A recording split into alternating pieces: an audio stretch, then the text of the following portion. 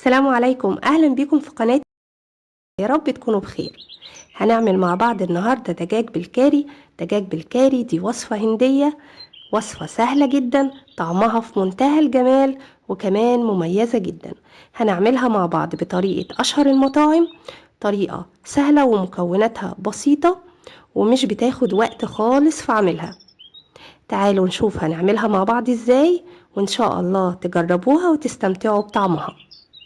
وأتمنى منكم تعملوا لايك للفيديو، ولو أول مرة تدخلوا قناتي تشتركوا في القناة وتفعلوا زر الجرس علشان توصلكوا كل وصفاتي.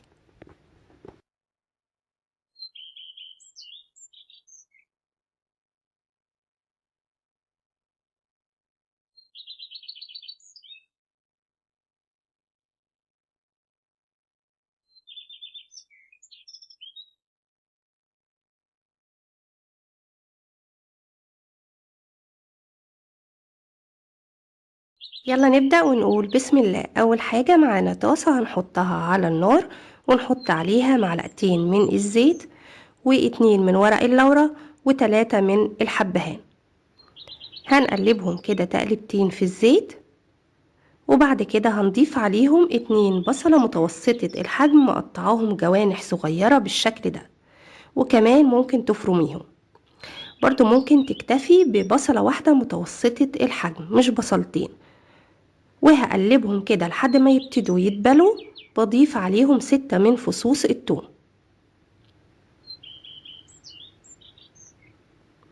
وهضيف عليهم ربع معلقة صغيرة من الجنزبيل. بالنسبة للجنزبيل بتضيفي معلقة صغيرة من الجنزبيل الفريش أو الطازة، لو مش متوفر بتضيفي الجنزبيل البودرة. وبرضو ممكن تكتري الجنزبيل البودرة، لكن أنا مقللاه عشان مش عايزة الأكل يكون حار علشان أولادي يعني صغيرين. لكن الوصفة الأصلية بتضيفي معلقة صغيرة من الجنزبيل المفروم الفريش. وهنضيف عليهم 3 من الطماطم متوسطين الحجم، ونقلبهم كويس ونسيبهم لحد ما الطماطم تدبل. بعد كده بنزل عليهم بقطع الدجاج. بالنسبة للفراخ مستخدمة نصها صدور والنص التاني أوراق، طبعا بتكون مخلية. بعد كده هضيف عليهم معلقة كبيرة من توابل جرام مصالة عملناها مع بعض قبل كده، هسيب لكم الرابط اسفل الفيديو.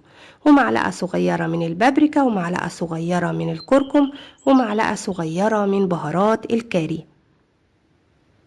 وبقلبهم كويس جدا، واسيبهم على النار واستمر في التقليب لحد ما يوصلوا كده في التسوية. نقدر نقول لحد نص التسوية كده. الخطوة دي مهمة جدا انك انتي تقلبي فيهم بالشكل ده وما تغطهمش، علشان الفراخ تفضل معاكي بعد ما تستوي تلاقيها جوسي كده وطرية، وكمان بتشرب اكتر من التتبيلة. اهي زي ما انت شايفة سبتها على النار لحد ما تقريبا كانت وصلت لنص تسويتها او اكتر شوية كمان. في المرحلة دي بضيف عليها الملح. انا ضفت معلقة وربع من الملح، والملح ده طبعا بتدوقي وبتحددي انتي بتحبي الملح ايه في اكلك.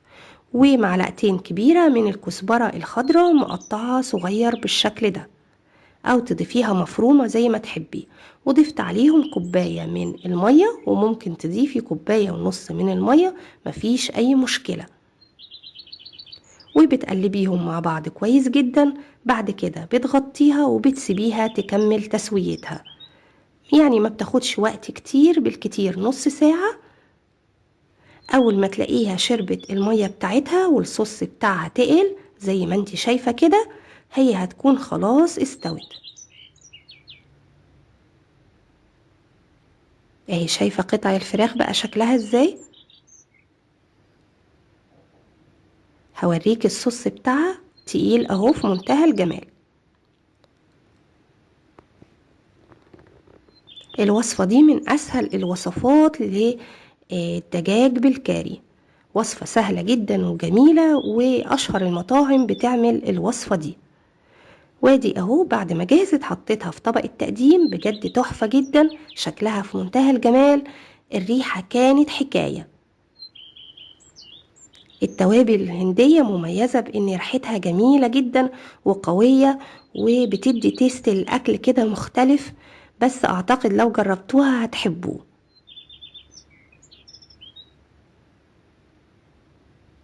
وما بتاخدش وقت خالص،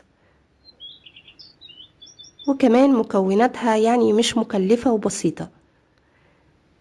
برضو بتقدموها مع الرز الأبيض. أنا حطيتها بالشكل ده وزينتها بالكزبرة الخضراء.